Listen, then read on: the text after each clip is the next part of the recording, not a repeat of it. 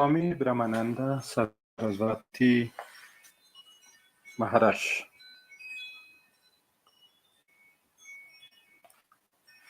Our Gurudev. As is the case with Adi Shankara, there is some controversy about the date of our Gurudev's birth.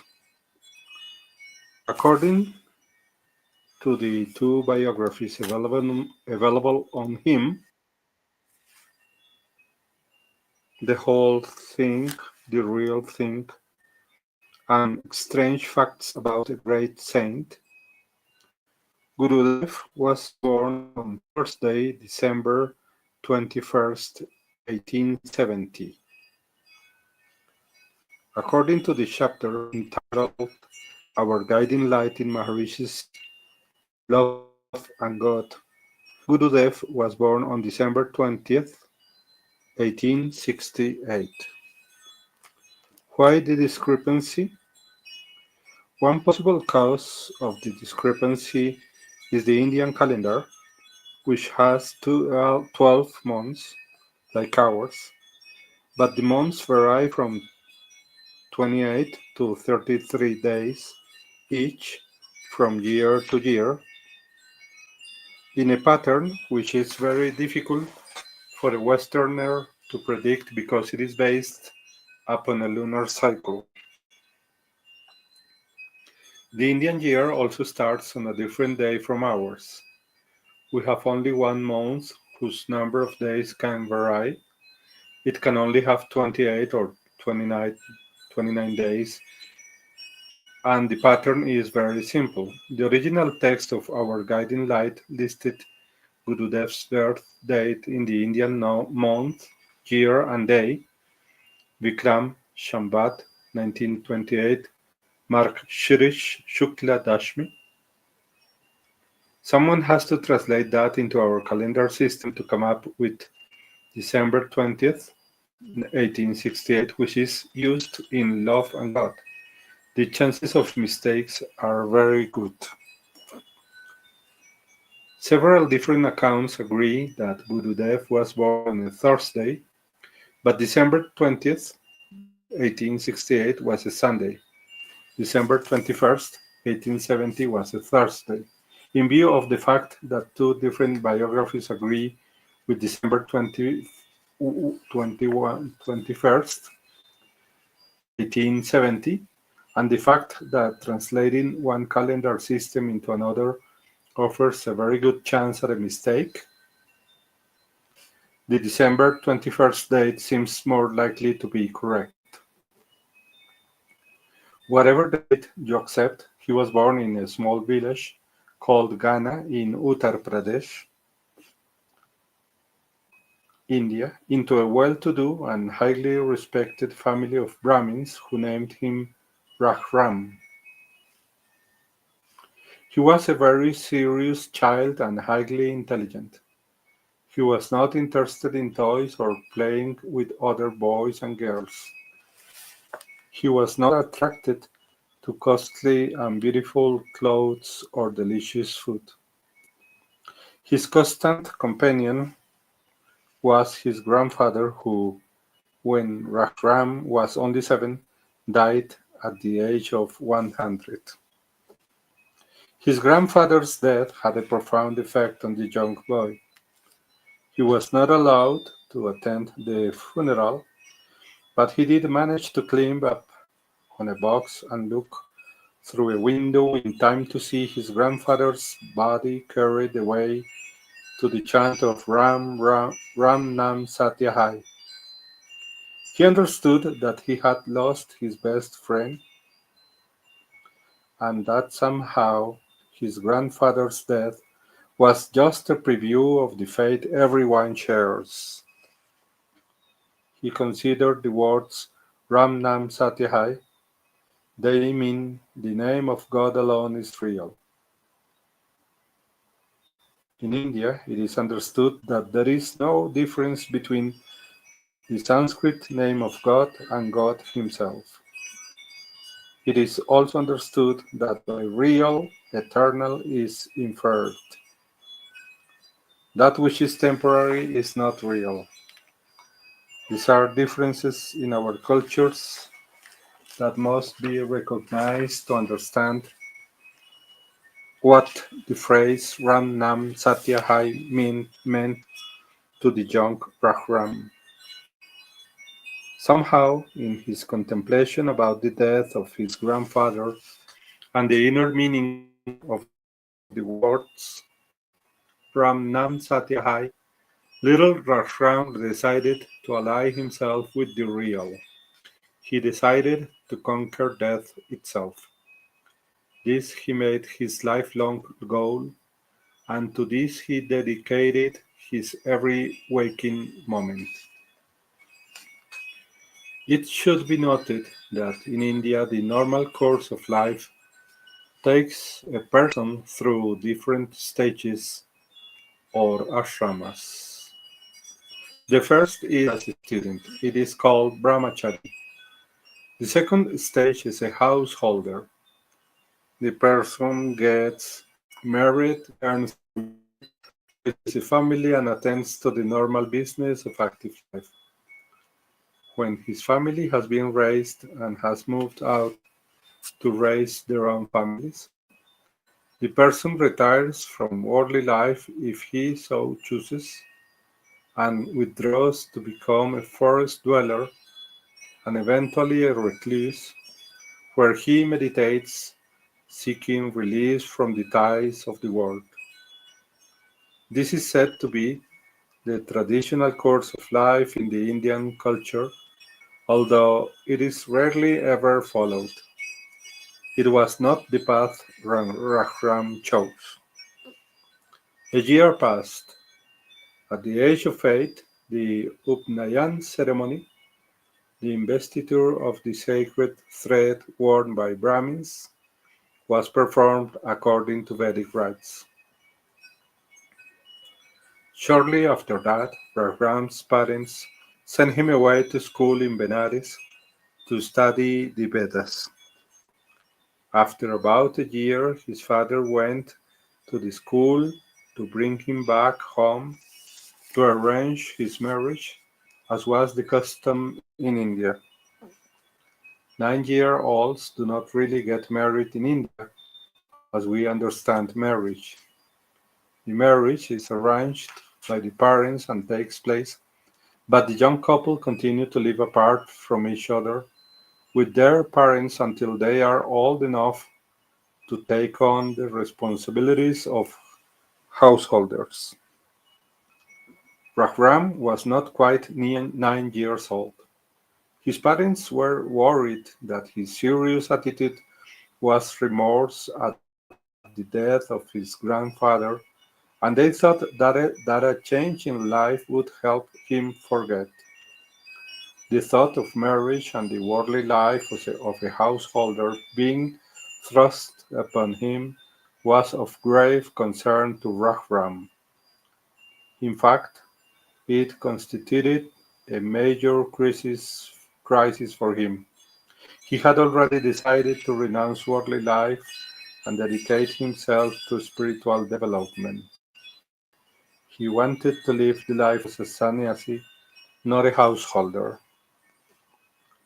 Before his father could retrieve him from the school, Rahram left Kashi, present-day Benares, walked to the sacred river Ganges, and set out on his upstream journey to find a suitable spiritual master.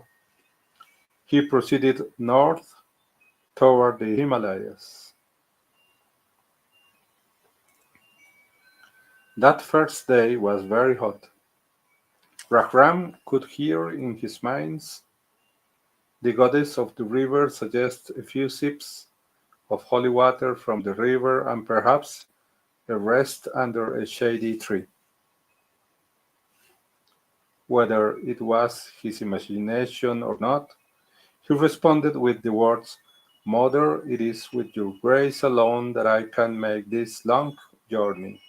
Let me not get into the habit of stopping. Let me soon reach a cave in the Himalayas where I can sit and find my life's fulfillment. Then he bowed reverently to the river, whom people in India revere as the embodiment of the goddess Ganga. He went on, without sleep, without food, he continued on and on. For 3 years, for 3 days, he continued on without stopping to eat or sleep. Occasionally, he drank a little water from the Ganges with his cupped hands. That happened for 3 days. It was nearing sunset on the third day when a village landlord noticed him and wondered who he was and where he was going. He sent his servant to Rashram, but Rashram would not respond. At last the landlord caught up to Rashram and asked for himself, "Who are you? Why do you want to know? What are your intentions?" asked Rashram. The landlord said, "All I want to know is who you are and where you are going in such a great hurry on this rugged path at such an odd time." Raghuram replied, "You are not in a position to know whether this is the right path or the wrong path, the right time or the wrong time. I am traveling from Kashi to the Himalayas in order to meditate. Please go and don't trouble me." The landlord was very surprised at that response. He managed to ask softly, "Maharaj," a title of respect meaning literally great king, "may I ask you when and where on the way you have begged for food?" It is traditional in India for a spiritual seeker to beg for food once a day by calling bhiksha, and it is the custom of the people to provide food for those who have dedicated their lives to spiritual goals. Raghuram replied, "So far the Ganges water has been my food and my drink. Then come and have some food and rest before going further. That will give me satisfaction. Besides, it's getting dark. I'm not going to knock on anyone's door or food for food. I'm not going to knock on anyone's door for food. As for satisfaction, I cannot believe that your giving me a meal could give you satisfaction. Satisfaction means that no desires remain, and after that no desires can arise. Giving me alms cannot result in satisfaction. That only comes from realizing the supreme knowing which leaves nothing left to be known and attaining which leaves nothing unattained. So make such efforts that will bring you real satisfaction." The landlord was in awe. The landlord was in awe at such a glorious philosophy from the lips of someone so young. He placed his palms together as a sign of respect and said, "Please let me bring you a jar of cream." Raghuram accepted but requested that the man set it down on the banks of the Ganges and leave. This was done, and Raghuram took the jar of cream and poured 2/3 of it into the Ganges as thanks for the water he had drunk during the last 3 days. The river goddess was immensely pleased and gave him a blessing. He would never again need to quench his hunger with water alone. It was a constant source of wonder among his disciples years later that no matter how deep in the forest, no matter how high in the mountains, food always found its way to the master. It seemed to come from nowhere, miles away from the nearest village. In a dense forest, a man would appear with a tray of food and offer it to Gurudev. When asked about it, he would simply tell his disciples to enjoy it. It is said that the spiritual fire that burned within little Rashram drew others near him when they crossed his path. He continued relentlessly on. After one another, After another 3 or 4 days, he found the river had widened considerably. Actually, he had arrived at the confluence of the holy rivers Ganges, Yamuna, and Sarasvati. The Sarasvati is on the subtle plains, but the Ganges and Yamuna are very much evident on the physical. This is an ancient holy place. On these banks, every 12 years is held the Kumbh Mela, the world's largest religious festival. The city next to this confluence is the ancient city of Prayag, now called Allahabad. Raghuram had learned about the confluence of the three holy rivers from his grandfather. With great devotion, he bathed in the holy water. He meditated for a while, then he moved on. Some time later, he rested near the riverside at the Dashashwamedh Ghat. Then he sat in meditation. A stranger came and sat down nearby. Both remained motionless for a long time. The stranger noticed how different this child was from other children that age. He looked tired, yet there was a golden glow from his face. The stranger took a piece of paper out of his pocket, read it, and looked closely at Rahram's face. Then he moved closer. Rahram looked at him. The man again took the paper out of his pocket and placed it before Rahram. Rahram said, "What is this?"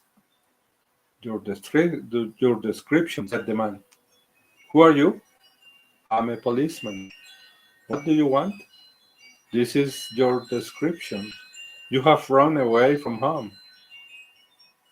"There is no need to talk much," said Rahram, interrupting the policeman. "It is just a description, isn't it?"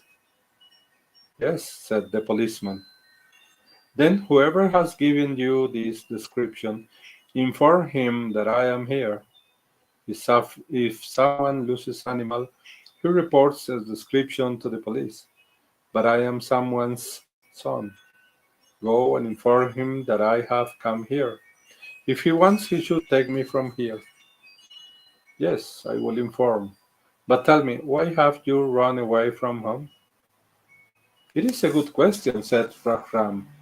"I ask you, why have you never left your home?" For a while the policeman forgot who he was. He was amazed by the philosophical logic of the young child. At last he said, "Everybody stays at home because that is where the comfort is. Why have you left the comfort of your home? Why are you wandering by the riverside on such a hot day? Go, sir, go and enjoy the pleasures of home, in the lap of Mother Ganga, or on the sands, or walking on a silent afternoon in the wilderness. Do I wander about restlessly, or do I have the very bliss of life? You will never understand." The policeman said, "You are young of age, but you seem to belong to a very high family. Roaming around like this, like an orphan, don't you feel ashamed? It is true that I am small, and you consider yourself big. But being big, you still don't understand who is an orphan and who is not. If you think about it a little, you will see that the omnipotent Supreme Soul is everyone's guardian. is everyone's master, is everyone's father. Whoever surrenders to him, takes refuge in him, puts himself on his protection, can he be considered an orphan? I ask you, whosoever has not established contact with the Father, is he not an orphan? The policeman was awed by such sublime wisdom from the mouth of one so young. Surely he was in the presence of a Mahatma, a great soul. At last the policeman said to him with great respect, "Please do me the favor of coming with me. I cannot actually leave you here, but I will not take you to the police station. You come with me to my house and stay the night. Tomorrow morning we will do what we consider best." A long conversation with Ragram that night convinced the policeman that Ragram was determined to reach the Himalayas, to devote his life exclusively to meditation with the sole objective of God realization. The next morning, the policeman told Ragram that he did not want to stand in the way of him realizing his life's goal, but that his description had been sent all throughout India. If you continue on the banks of the Ganges, someone is sure to send you home. The policeman bought him a ticket and put him on a train. The next day, Ram reached the city of Haridwar, whose name means the gateway to God. Another policeman found him, but was convinced to step aside and let him continue his quest. Unfortunately, the following day, when he was going toward Rishikesh, the third police inspector noticed him and sent him home. This policeman was more interested in the reward of 400 rupees than in the spiritual aspirations of a child. At home once again, Rahram tried to convince his parents of the importance of allowing him to pursue his spiritual goals, but they rushed ahead with the wedding plans. Rahram would not be swayed, however. At last, in an act of desperation, his parents brought in the family guru to talk to the boy. He was the wisest and most respected man in the village. He was respectfully called Panditji, which is a title of respect for a learned man. Panditji had little doubt he would be able to talk sense to the young boy. All his efforts were in vain, however. Logic was countered with superior logic. Finally, the Pandit admitted to himself that he was at last intellectually. He resorted to emotion. "Look here," he said, "you are the only son of your parents. All their hopes and aspirations are tied up in you. It is your duty to serve them in their old age. It is wrong to leave them helpless with advancing age. You are still young. It is not the time to retire to the forests to meditate. First, you are a student, a brahmachari. Then you should take on the responsibilities of a householder and raise a family, seeing to the proper education of your children. When that is done, then the time for renouncing the world and sitting in meditation is proper. Get married and experience that side of life. How would you succeed at yoga if you go into it with no experience whatever?" Raghuram replied, "Panditji, your age is close to 80. Yet it is a matter of great regret that until recently you have not had the desire to acquire the knowledge of the Absolute. It is a matter of shame that you are so entangled in the snare of worldly chaos that you have not even thought of freeing yourself until now when there is such little time left. If it is my duty to stay at home as a child, then as an adult you should have departed for the jungle. I believe I have reached the right decision. I believe it is my duty to go, and that is why I must insist on doing so. You once said that the scriptures teach that even if one individual in the family attains to the realization of the truth, the whole family is redeemed. If that is true, then with Brahman realization I shall bring you about the salvation of the whole family. What better care could I take of them? Panditji lapsed into silence. The logic was pure and the intent was serious and well thought out. It dawned on him that this arrogant youth was really a spiritual giant. He called in the other members of the family. He told them, God has blessed your family with the birth of a Mahatma, a child saint who shall bring great honor to all of you. He then folded his hands and bowed his head in veneration to Rahram. With the blessings of the family guru, Rahram had only the obstacle yet standing in his way, his mother. Some family friends had suggested that she might yet keep him home by refusing to give her permission for him to leave.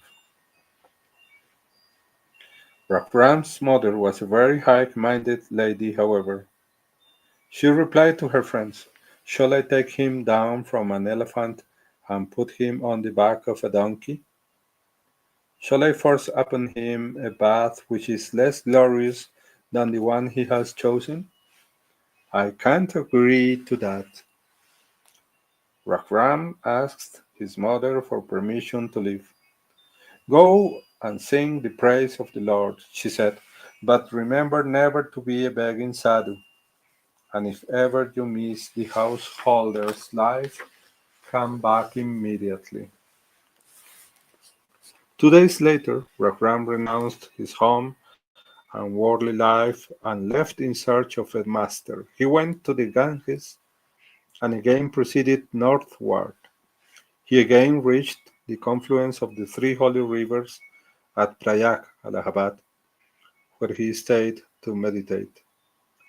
After 3 days of meditating, a policeman noticed the child and was amazed. He asked him, Maharaj, where have you come from and where do you intend to go? Rahram replied, I have come from where the whole world has come, and I am going where the whole world is going. But you can't get anywhere without money, can you? The policeman asked. My wealth is my destiny, which is what I have accumulated since time immemorial. When that wealth is exhausted, this body shall disappear and will appear no more. Please do not worry about me. The policeman bowed to him with folded hands and departed. Rahram continued on to Rishikesh in search of a master.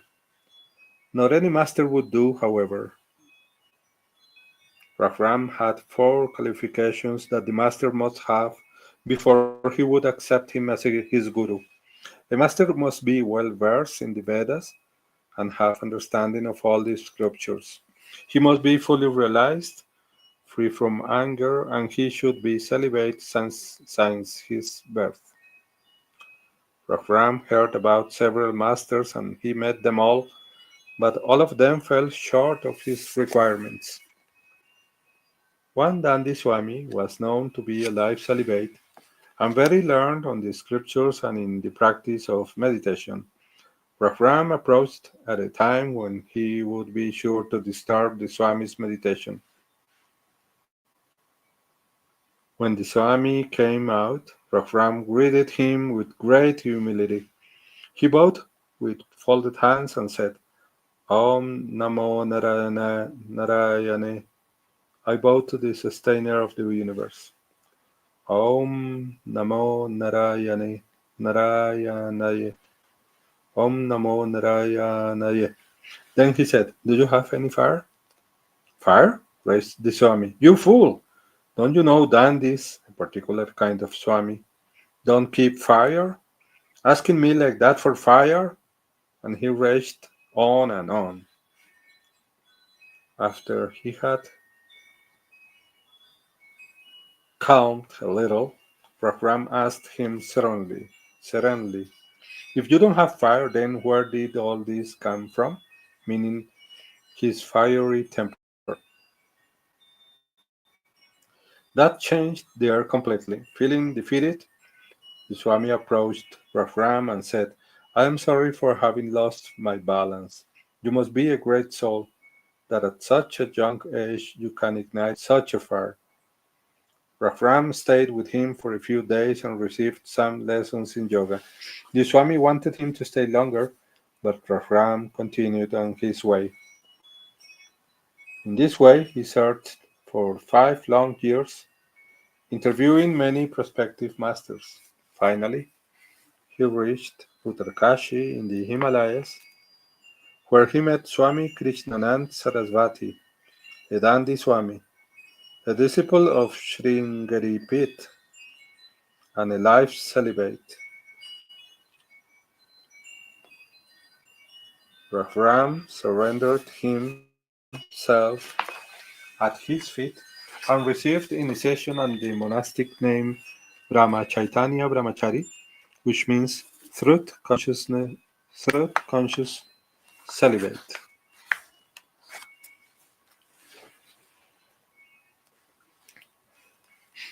There soon developed an intimate master-disciple relationship between Swamiji and his youngest brahmachari. This is as it should be.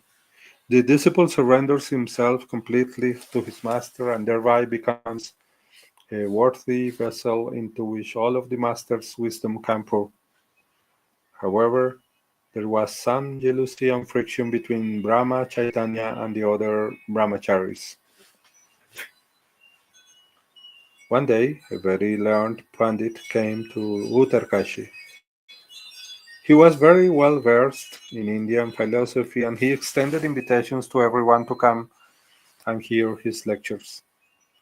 Swamiji got an invitation, but he rarely went out of his ashram. His disciples expressed an interest, however, so Swamiji told them they could go to the lectures. But lock the gate after you leave, he told them. When the time for the lecture came, the disciples all left the ashram and locked the gate after themselves.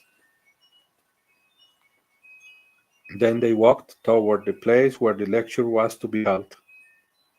As they walked along, the youngest disciple, Brahma Chaitanya, became more and more ill at ease. This is not right, he thought. To leave the master all alone with no one to care for his needs is not right. What can this pandit say that my master does not also know? How could I learn anything from him that I couldn't receive at the feet of my own master? Now another problem presented itself. How could he return? The gate was locked. The other disciples already resented him. If he told them what they were doing was wrong and he wanted to go back, the resentment would only get worse. At last he hit upon a plan. He approached the eldest disciple, the one with the key to the gate, and said, "I'm just a boy. I will probably not be able to understand the pandit's discourses, and I don't want to be in anyone's way. If you will give me the key to the gate, I will return to the ashram." The other disciples were pleased at the change of being rid of the young disciple. They gave him the key and he left for the ashram. As he neared the gate, he saw two dandy sannyasis going in the same direction, so he hurried and opened the gate for them. He gave them seats in his small apartment and prepared something for them to eat. They told him that they intended to visit with Guruji, but first they were going to listen to the Pandit speak. That evening, all the other disciples returned to the ashram and the two dandy sannyasis returned with them. Guruji asked his two guests if they had had anything to eat. and they told him they had, right here in his ashram before the lecture. But the gate was locked. Where exactly did you have your meal? The sannyasis told him the whole story, concluding with, that young brahmachari gave us a quick meal so we could get to the lecture on time. When the day's activities were over and Brahma Chaitanya went to pay obeisance to his master, he was asked, you didn't go to the lecture today? No, master. I thought I would probably not understand it, so I returned here. When questioned about the dandy sannyasis, he told the whole story exactly as it had taken place. The Swami sensed that there was more to the story. He looked into it with his yogic powers and saw that this young disciple was much deeper in understanding and devotion than the rest. He planned a special path for him, one that his other disciples were not ready for, and one that would also serve the purpose of ending the pity, resentment they felt for him. The next day, Swamiji called Brahma Chaitanya to his side. He said, you have reached a point in your development where you are to practice a special technique which I will give you. However, it would be better if the other disciples, who are not yet ready for this teaching, were unaware that I have given it to you. In the meeting today, I will pretend to be upset with you. I will banish you from the ashram. You are to go to the caves and practice the technique by yourself, away from the petty jealousies of the others. Come back every Thursday and report your progress to me. The next day, Swamiji appeared to be in a terrible mood. He scolded everyone. When Brahma Chaitanya appeared, the master looked at him and said, get out of here. This is an ashram, not a place for children.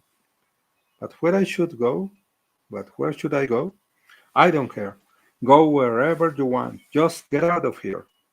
Keeper, throw the child out. Tell him about the caves 3 miles from here. He can stay in one of those if he wants, but get him out of here. Then he turned to Brahma Chaitanya and said, if you feel you must be here, you may return, but only once a week. The rest of the time be gone. As you wish, replied Brahma Chaitanya, bowing to his master. He collected his belongings and 7 days' worth of food supply and left for his new dwelling. Many weeks passed. Every Thursday he returned to report on his progress and his experiences and receive further instructions. The next morning he would gather 7 more days of food and go back. As the months passed, a new light dawned within him, guiding him ever onward in his inward path. Then one day Guruji sent the senior disciple up to Brahma Chaitanya with the instructions. Ask him if there is a vacant place with him for me to stay. The older disciple went to the caves and told young disciple in a commanding voice, the master says to prepare room for him. But there is no room left, was the reply. The older disciple was much surprised at this answer. When the master tells you to prepare room for him, this is exactly what you as a disciple are to do. Do you understand? You are older than I, and I respect your age, knowledge, and devotion to the master. But right now you are in the position of a messenger. Please tell the master that I said there is no room left. After that, whatever you want to say to him about me, please do so, but please see that my message to him is delivered in my own words. There is no room left. The old disciple returned to the master and reported. He said there was no room, yet the cave to his right was vacant and the one to his left was vacant. Guruji remained silent, but the other disciples were astounded at the insulting attitude of the young disciple. He surely must be punished severely for this.